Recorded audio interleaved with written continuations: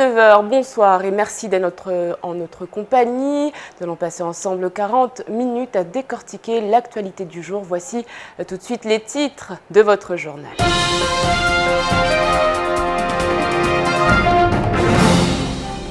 Avec 117 cas déclarés de dengue par l'ARS, le foyer épidémique semble bien installé à Mayotte ces dernières semaines. Un chiffre qui sera réactualisé demain par l'Agence régionale santé. Le virus inquiète au plus haut point les autorités. Allons-nous vers une épidémie plus importante qu'en 2010 où 147 cas avaient été recensés? Les agents de l'ARS partent à la rencontre des malades.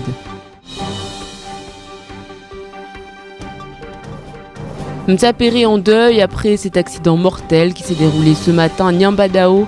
Le conducteur d'une voiture qui se dirigeait vers le nord a tenté de doubler un autre véhicule avant de se retrouver face à un deux roues arrivant au sens inverse avec 2 passagers. Le choc a été d'une violence extrême et les 2 jeunes qui se trouvaient sur le scooter ont été tués sur le coup. Il y a quelques jours, la Sogea a été victime d'un vol et 2 tonnes d'aluminium se sont évaporées. Un véritable marché souterrain s'est mis en place sur l'île par le biais des conteneurs remplis de matériaux de récupération qui quittent l'île régulièrement. On fait le point.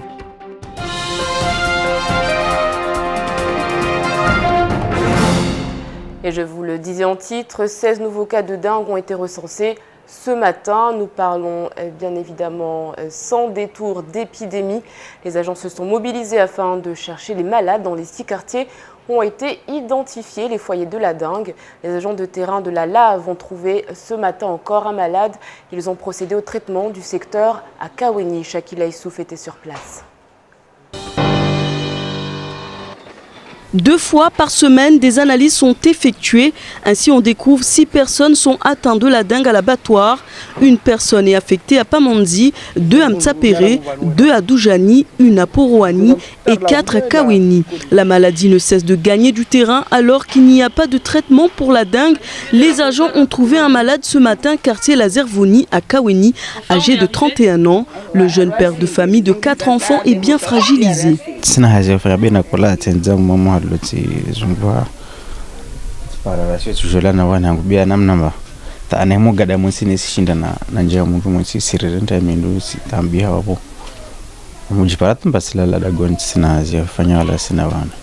La lutte antivectorielle est difficile et longue.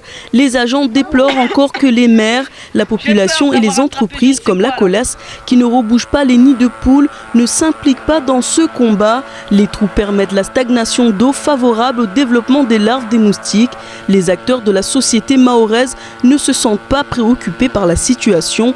Voilà le constat fait sur le terrain, une situation plus qu'alarmante. Ainsi, si plus de 5 cas sont identifiés dans la même zone, ce n'est qu'avec l'aide de tout le monde que l'ARS peut combattre les moustiques. Le patient, quand il vient voir le médecin, peut-être, en tout cas nous, finalement, qui reçoit le cas, les résultats, on n'a pas des infos complètes.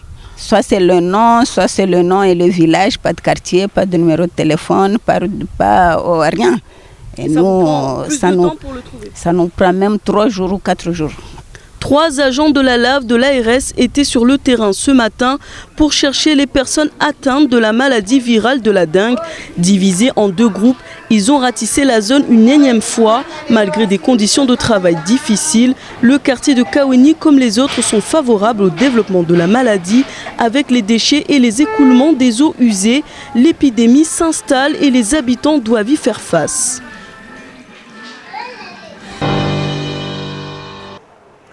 Et la préfecture réagit. Un arrêté a été publié, un arrêté qui ordonne l'élimination par chaque propriétaire ou occupant de tout objet ou situation susceptible de favoriser la rétention d'eau et ainsi le développement des larves de moustiques. Obligation également de procéder à l'entretien régulier des bâtiments et terrains placés sous leur responsabilité. La guerre contre les gîtes larvaires est donc déclarée. Les accidents mortels de la circulation sont peu nombreux à Mayotte. Pourtant, Tous les automobilistes ont pu faire l'expérience de conduite inappropriée, trop lente, trop rapide ou tout simplement imprécise, mettant parfois en danger la vie d'autrui sur les routes du département. Ce matin encore, un accident mortel a eu lieu dans la commune de Bandjelé, le 6e depuis l'année dernière. Zakaria Amam. C'est dans la commune de Bandjelé, aux alentours de 6 h du matin, qu'un très grave accident de la circulation a eu lieu. À l'origine, c'est un véhicule circulant dans le sens Chirongi-Mamoudzou qui, en cherchant à doubler un autre véhicule, s'est retrouvé face à un deux roues, le percutant de plein fouet. Les deux passagers du scooter sont morts sur le coup. Le conducteur du véhicule, quant à lui, légèrement blessé, a été évacué par les pompiers vers le centre hospitalier de Mamoudzou. Alors, si les accidents mortels restent assez rares sur le 101e département, la conduite de certains automobilistes demeure approximative. Aujourd'hui, là où je regrette un peu, c'est vrai, en tout cet accident-là, où nous, les automobilistes, les deux roues aussi, il y a un manque de prudence. D'une part lié à ce qu'on roule trop vite, ça aussi, puisque tous ces accidents-là, il y a un comportement humain qu'on doit mettre en avant, et aussi à l'imprudence, parce que, et aussi les automobilistes qui ne font pas attention qu'à côté, il y a des véhicules, la route doit être partagée, il y a des scooters, il y a des motos, il y a des cyclistes, tout ça. À ce titre, la préfecture organise de nombreuses actions de sensibilisation durant l'année pour aider les automobilistes et les piétons à prendre conscience des dangers de la route, mais pourtant rien n'y fait. Notre rédaction a cependant tenté de joindre la préfecture en vain. En attendant, Mayotte compte de nouveaux décédés sur les routes. Un geste fort du préfet est attendu pour résoudre ce problème récurrent. Alors en attendant, soyez vigilants et courtois au volant, car l'erreur ne vient pas forcément de vous, mais peut tout de même s'avérer fatale. Et puis sachez que de l'argent liquide et du bangui en quantité assez importante ont été retrouvés sur les jeunes. L'information a été confirmée par les autorités et cette situation ouvre sur une question à laquelle la justice et les expertises médico-légales vont devoir répondre. Était-il sous l'emprise d'un produit stupéfiant? Une enquête est ouverte, elle devra déterminer les causes exactes de ce terrible accident. Bref, on rappelle que 2 mineurs sont toujours activement recherchés. Hier, l'appel à témoins lancé par la gendarmerie nationale concernait une jeune fille de 12 ans ayant disparu après avoir quitté sa famille d'accueil à Sada. La gendarmerie maintient son appel à témoins et a renvoyé un second concernant une autre mineure, cette fois disparue à Bandjaboua. Là encore, l'adolescente venait d'être placée en famille d'accueil. Madi Alima, 1,50 m de corpulence mince, au jaune, salouva vert avec pois rouge. Et Bakar Andaïta, 1,60 m de forte corpulence, un jean de couleur bleue et un tricot vert n'ont toujours pas été retrouvés. Si vous avez des informations, contactez le 02 69 60 91 35 ou encore le 17. Depuis des années, les chantiers font l'objet de véritables braquages, les voleurs étant à la recherche de métaux dont les cours ont explosé ces dernières années. Des prix exorbitants qui poussent de nombreuses personnes à se lancer dans un marché parallèle. Pas d'exception pour Mayotte. Reportage de Zakaria Amam. Des câbles téléphoniques ou encore des lignes électriques disparaissent chaque année et alimentent les fonderies à travers le monde qui réinjectent ensuite les matériaux sur des marchés très demandeurs. À Mayotte, le phénomène n'a jamais fait parler de lui, pourtant il existe bel et bien. Pour preuve, il y a quelques jours, la Sogea a été victime d'un vol de ses entrepôts et 2 tonnes d'aluminium se sont évaporées. Or, en cherchant bien, les départs des conteneurs remplis de matériaux de récupération, à l'instar des métaux, ne sont pas rares à Mayotte. Ainsi, les boîtes destinées à Dubaï sont embarquées sur les bateaux et filent vers Anjouan, où elles sont pour certaines débarquées. Sur place, une personne récupère la marchandise qui l'écoulera via sa propre filière, soit aux Comores, soit vers une autre destination. Autre phénomène dans le même contexte, les moteurs de bateaux saisis par les forces de l'ordre, barques et propulsion doivent impérativement être détruites. Cela se déroulait sur la décharge Hama au début des années 2000, jusqu'à ce qu'un marché soit lancé. Enzo Technique Recyclage l'avait emporté à hauteur de 10 € par moteur réduit en poussière. Le dispositif a aujourd'hui été stoppé et les produits de saisie sont envoyés vers l'Afrique pour destruction. Moi je ne suis pas trop surpris, hein. Vous savez, ça existe un petit peu partout. En France, ça existe aussi, hein. Donc ça ne m'étonne pas. La seule chose qui peut m'étonner, c'est qu'en fait on est sur un territoire qui est insulaire, hein, je veux dire, donc entouré par la mer, donc forcément que ça doit sortir du territoire. Maintenant comment, je suis pas Je suis pas Madame Soleil, hein. C'est donc une nouvelle forme de marché souterrain qui se met en place et où Mayotte est une nouvelle fois victime. La vigilance est donc de mise dans la mesure où les vols de métaux, devenus si précieux sur un territoire où la précarité est totale, pourraient bien se multiplier. Démunis, voilà comment se sentent les salariés de SAS en Pro. L'entreprise spécialisée en menuiserie et aluminium du côté de Tsunzu a cessé toute activité depuis quelques mois. Et ce malgré la présence quotidienne des salariés qui ne savent plus à quel sein se vouer. Les images sont signées à Bassaliti. 3 mois sans salaire et plus aucune nouvelle de leur employeur depuis bientôt 2 mois. Telle est la situation des employés de l'entreprise en Pro. 25 agents sont répertoriés au sein de cette entreprise rachetée il y a quelques années par Thierry Seydani. Problème, celui-ci investirait plus en ce moment en dehors du territoire. Les salariés ne savent plus vers qui se diriger.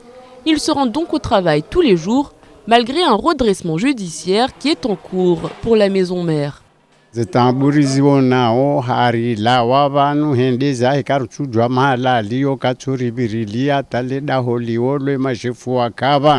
Abamjokanga miharu matambu mjeni uti na ufanya hazi uti uparamarike na nyumba mndu ya wajiri na mwenje na maji bati nendusha hula yabotsangamia. La structure serait donc vouée à disparaître. La liquidation judiciaire devrait permettre de rembourser de nombreuses dettes, mais les salariés sont toujours dans le flou, aucune information ne circule. Certains sont arrivés il y a à peine quelques mois, espérant ainsi redresser la situation de la boîte. Malheureusement, on est obligé d'être en redressement judiciaire et de liquider l'entreprise, malgré la charge de travail que nous avons.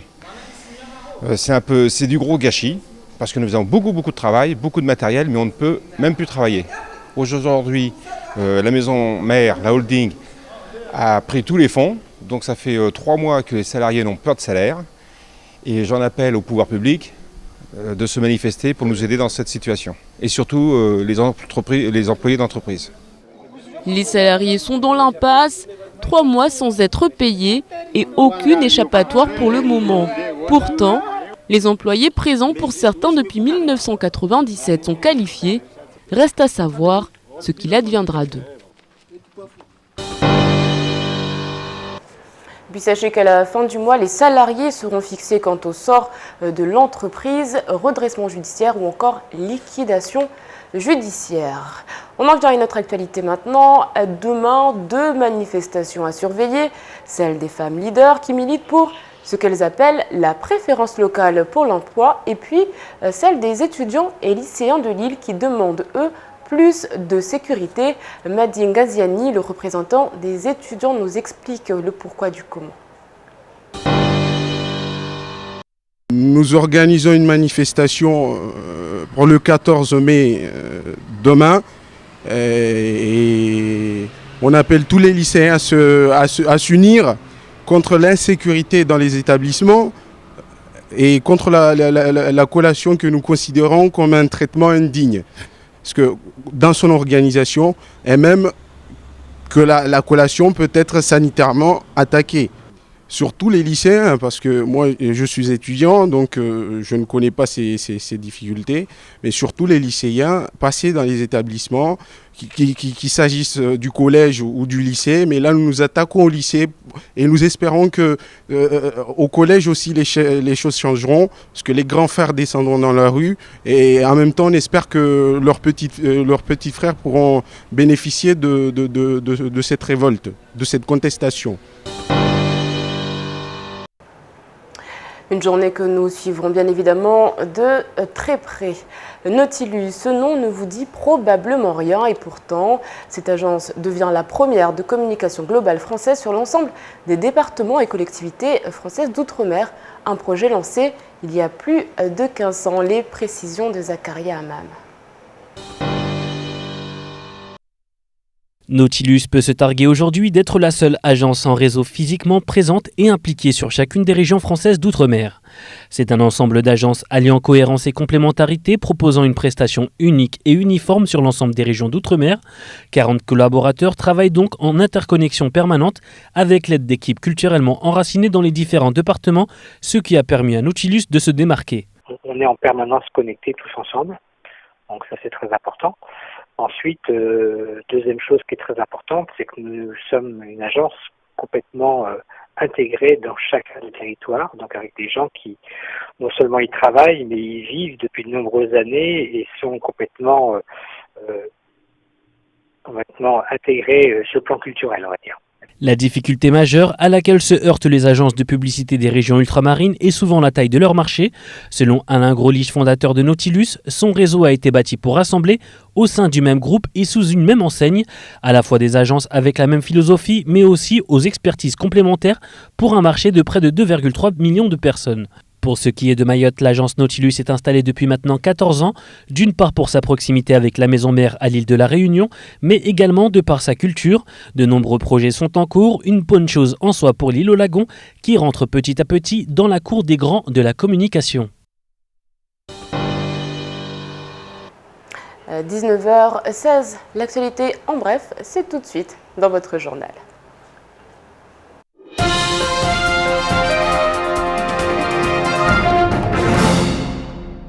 Nous évoquions hier le cas de ces pêcheurs qui étaient en réalité des passeurs. Il s'avère que les deux naufragés n'arrivaient pas de Moélie mais d'Anjouan. C'est après avoir déposé des passagers que leur embarcation est tombée en panne et qu'ils se sont fait passer pour des pêcheurs en masquant leur identité et leur véritable profession. L'un d'entre eux avait déjà été arrêté pour des faits similaires et avait été condamné à 6 mois de prison. C'est l'absence de matériel de pêche à bord qui a mis la puce à l'oreille aux gendarmes. Trop tard, cependant, puisque les deux hommes avaient déjà disparu. Hier, la brigade nautique de Pamandzi a intercepté au large de l'abattoir un kwassa-kwassa transportant 29 personnes, dont un passeur présumé. L'ensemble des passagers à l'arrivée à quai a fait l'objet d'une évaluation sanitaire, puis d'une procédure administrative avant la mise en œuvre de la reconduite à la frontière. Par ailleurs, le passeur présumé a été placé en garde à vue dans les locaux de la gendarmerie. Les habitants de Kaweni continuent de maintenir la pression sur le maire de Mamoudzou Majani Mohamed. Le secteur est le plus riche de l'île avec ses entreprises et ses zones industrielles, mais compte également le plus grand bidonville de l'île. S'il y a des écoles primaires et maternelles, 2 collèges et un lycée, les équipements sportifs manquent, la MJC tarde à sortir de terre, les caniveaux ne sont pas curés et l'état des routes ne permet souvent plus le passage des camions poubelles. Le préfet Jacques Witkowski a lancé de son côté le projet En Rue 2 qui devrait faire disparaître Manga Télé pour une enveloppe globale de 50 millions d'euros.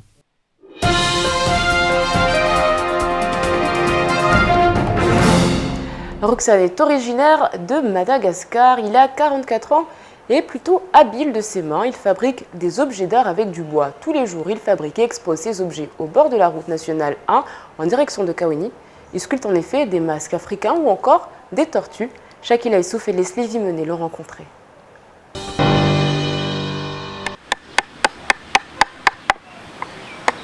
Muni de son petit couteau, des ciseaux et du bois appelé acacia, Roxane, artisan, armé de patience et de son habileté, crée tous les jours des objets artisanaux sur le bord de la route en direction de Kaweni. Il suscite l'admiration des jeunes de son quartier qui n'ont pas suffisamment de courage pour faire le métier d'artisan. Je sais un petit peu, mais j'aimerais bien avoir le courage pour participer avec lui. Et voilà, parce que ce qu'il fait, c'est comme mon boulot que j'ai fait. J'ai fait un petit peu ce boulot-là, mais je ne fais pas comme lui. J'ai fait la moitié de ce qu'il fait, quoi. Et j'aimerais bien venir accompagner avec lui et montrer la nature d'artisans ici à Mayotte. Oui, un jour, ça c'est marché, hein. C'est pas tous les jours. Avec 20 ans d'expérience dans l'artisanat malgache, il est arrivé à Mayotte il y a 15 ans. Souriant, disponible et accueillant, les passants sont ravis de voir ses œuvres exposées en plein air sur le bord de la route. Habitant de Kaweni, il est tous les jours près de la mangrove, de 8h à 18h, concentré dans sa sculpture. Je connais la façon de tourisme, variété de choses, les vraiment professionnels de tourisme, comme nous, fait quelque chose de varié, toutes les variétés. J'ai prendre toutes les modèles. Tout modèle à sculpture, je connaîtrai tout. Grâce à sa volonté et à son savoir-faire, Roxane croit que son art sera bientôt connu dans toute l'île et espère qu'il transmet son amour des îles à travers ses œuvres. Et on lui souhaite bonne chance. En bref, on rappelle que 2 mineurs sont activement recherchés. Hier, l'appel à témoins lancé par la gendarmerie nationale concernait une jeune fille de 12 ans ayant disparu après avoir quitté sa famille d'accueil. Cette fois-ci, il s'agit d'une autre mineure. Elle a disparu du côté de Bandabois. L'adolescente venait également d'être placée en famille d'accueil. Les 2 jeunes filles s'appellent Madia Lima, 1,50 m de corpulence mince. Elle portait un haut jaune, salouva vert avec pois rouge. Il y a également Bakar Andiata, 1,60 m de forte corpulence, un jean de couleur bleue et un tricot vert. Elles n'ont toujours pas été retrouvées. 2 numéros de téléphone si vous disposez de renseignements, le 02 69 60 91 35 ou encore le 17. Restez avec nous, on revient juste après une courte page de publicité. Le 18h-20h revient tout de suite.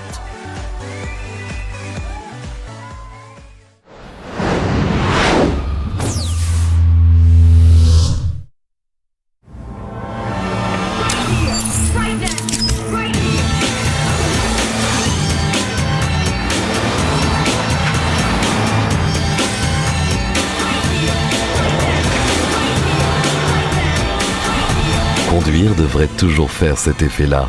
Nissan Qashqai nouvelle génération, urbain par instinct. Envie de l'essayer? Vite, téléphonez au 0639 69 41 65. Chez Vision 2000, grâce à ces 2 magasins à Mamoudzou, tu as le plus grand choix de marques à prix métropole. Et c'est seulement chez Vision 2000 où tu pourras trouver les marques Oakley, Prada et Persol. En plus, avec les lunettes à ta vue, Vision 2000 t'offre une 2e paire. Ou bien profiter du forfait Eco Vision 2000, des lunettes de vue à partir de 89 €. Vision 2000, c'est vraiment ton meilleur partenaire pour les lunettes de vue et les solaires. Découvrez toutes les offres dans les magasins Vision 2000 à Cavani rue du Stade ou au centre commercial Jumbo. Les devis sont gratuits, voire conditions des offres en magasin.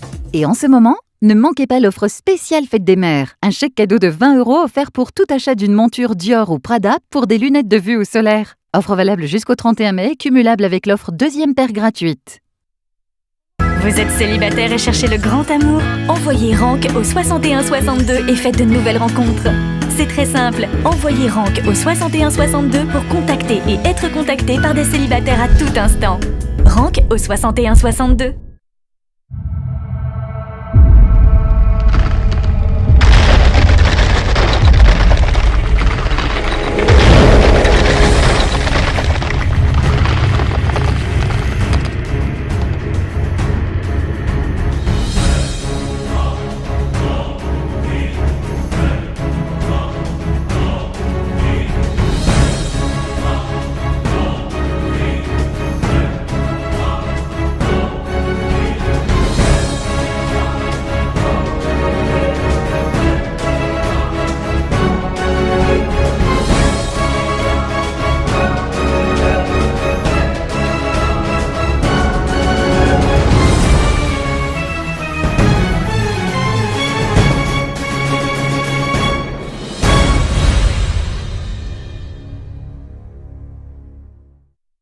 Envoie chèque au 80 90 pour tenter de gagner 800 €, une télévision LED 3D ou encore 5000 €.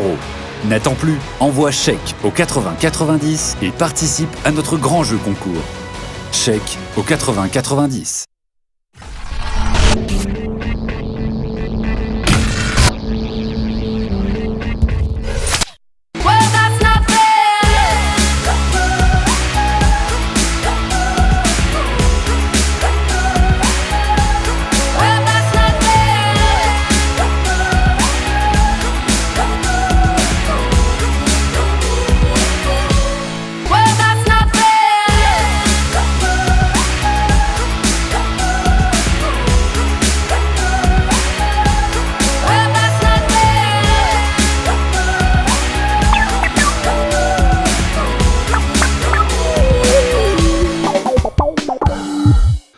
Retrouvez vos programmes quotidiens en direct sur KTV.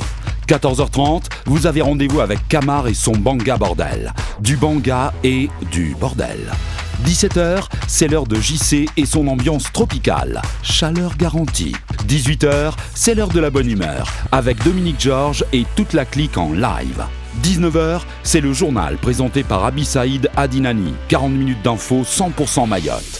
19h40, toujours de l'info, mais à la sauce Camar.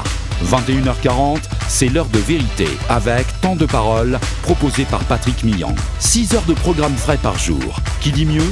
KTV, c'est vous qui voyez. L'actualité vue par Camar, c'est dans le faux journal.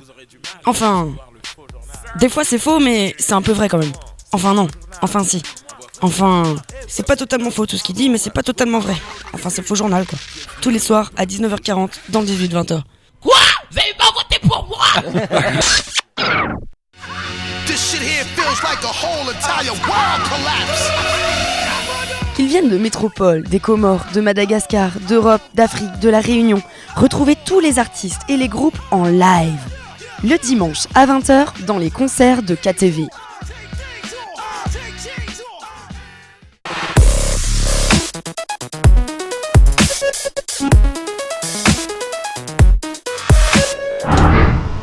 Le 18-20 vous est proposé par...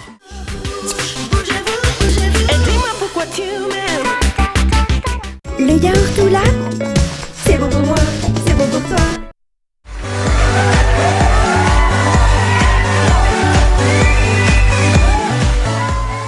Mardi 13 mai, il est 17h27 et bienvenue à ceux qui viennent de nous rejoindre. L'actualité, tout ce qu'il ne fallait pas rater de cette journée, c'est tout de suite et c'est présenté par Kamar Bourao Maoré.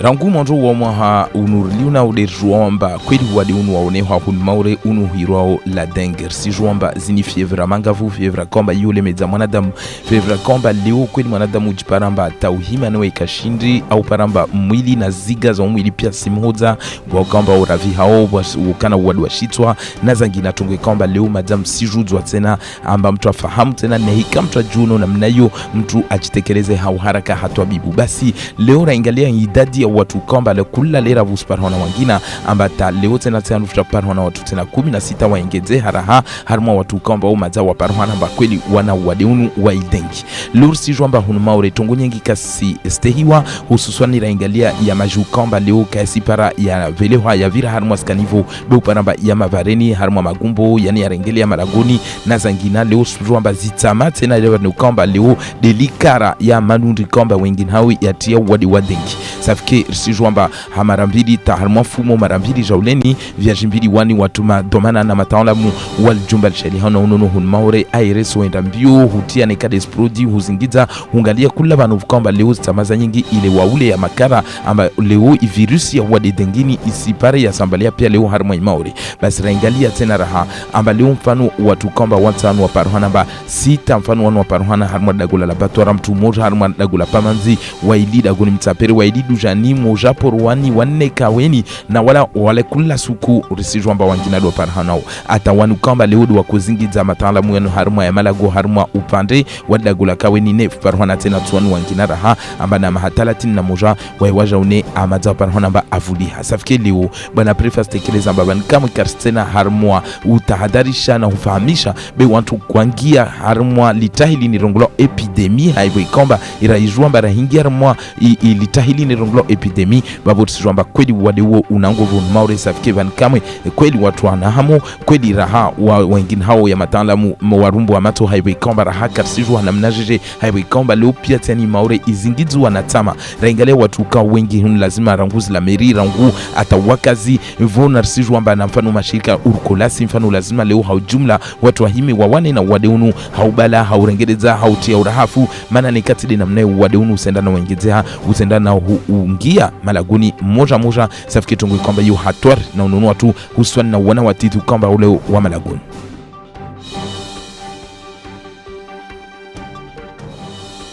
Habari ilipara asubuhi ya leo zika saa 12 za asubuhi ndivyo wafanyishiha accident ne kwamba hiyo itoa roho mbili harmwal dago la nyambadao komini ya Bandili. Leo siju amba ini kweli habari kwamba hivingi na usikitifu hivyo kwamba hatu hunmaure karadzea amba kula lera accident mfano uvola wa roho.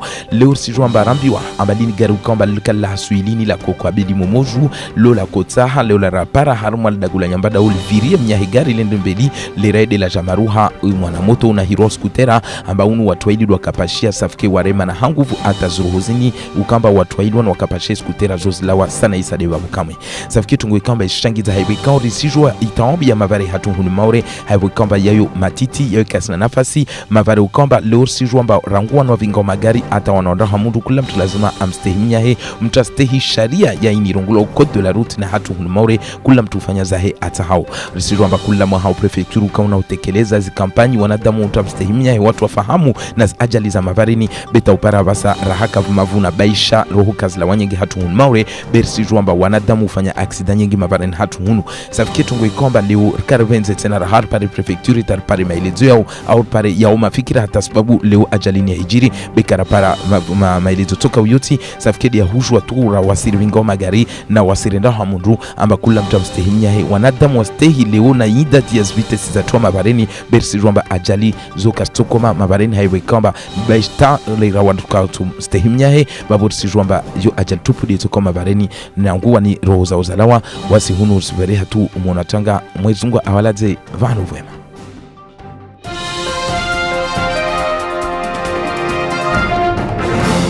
Et vous l'aurez compris, il n'est pas 17h passées, mais bien 19h passées. Allez, tout de suite, on fait le point sur votre journée de mercredi. Demain, bonne fête à Mathias et à Jamila. Le dicton du jour, à la Saint-Mathias, casse la glace. S'il n'en trouve pas, il faut qu'il en fasse. Et en parlant de glace, quel temps fera-t-il demain du côté de Mayotte, Ornella Périne?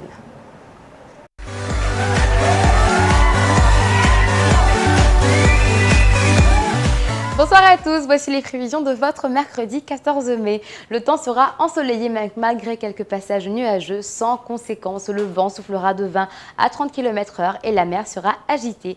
Du côté des températures, la maximale sera de 30 degrés, la minimale sera de 24 degrés. Il fera 28 degrés à Trévani, 28 degrés à Dzaouzi, 30 degrés à Bandrélé et 29 degrés à Bouéni. Le soleil se lèvera à 6h09 et se couchera à 17h41. La marée sera haute à 3h40 et 15h50 et basse à 9h40 et 22h15. Merci à tous et surtout à demain pour un nouveau bulletin météo.